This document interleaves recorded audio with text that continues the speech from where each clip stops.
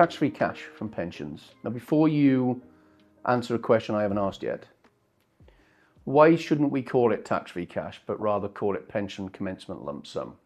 Because that is the official name of it. It was changed a number of years ago, perhaps under the radar. And we've seen the cap on the maximum amount of pension commencement lump sum. And there's been various stories in the media about it being done away with, or that cap being lowered as well. But it brings to mind the risk aversion of clients. And actually they will listen to the media stories and hype around that and actually take action in a sense of anxiety rather than actually planned long-term objective. Absolutely. And the reason that you and I are a little bit, I suppose, firm on this phraseology is the psychological impact you've just referred to. Because tax-free cash gives the impression that there's nothing negative. There's nothing wrong. There's nothing that's going to hurt the investor by taking the money out. It's tax-free and it's cash. But pension commencement lump sum has a completely different concept, because it's basically telling the investor, well, I'm taking this money and my pension is now starting, which has a completely different financial planning concept.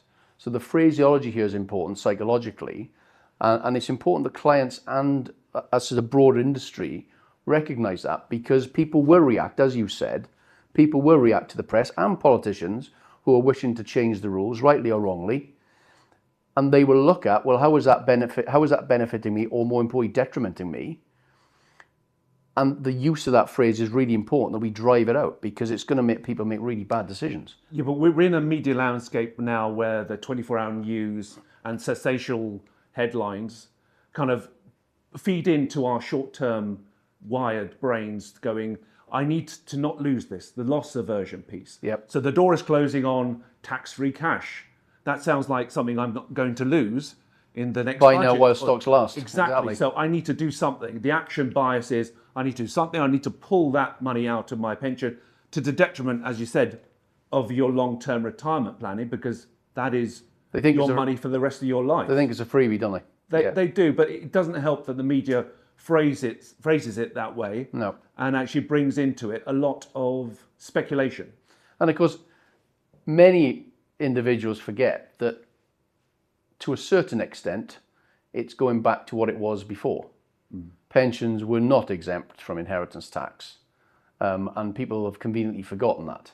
So it's back to what is a pension for? What is the pension commencement lump sum for?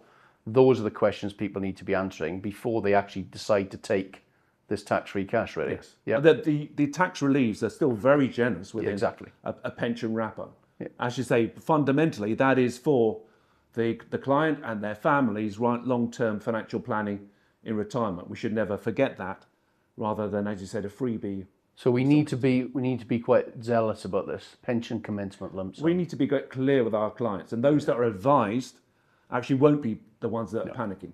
Those that are unadvised or listen too much to the media, over the last kind of in 24 and 25 pre-budget, were those that actually then went back to their pension providers and can I put my exactly, and ironically, lump sum back into my... They're going to put the money in cash, of course, which is the worst thing they can possibly do if they don't want the cash. It's a massive drag on their overall long-term growth. Exactly, yeah. Unless they need that money within a 5-year period, it should not be in cash. Absolutely.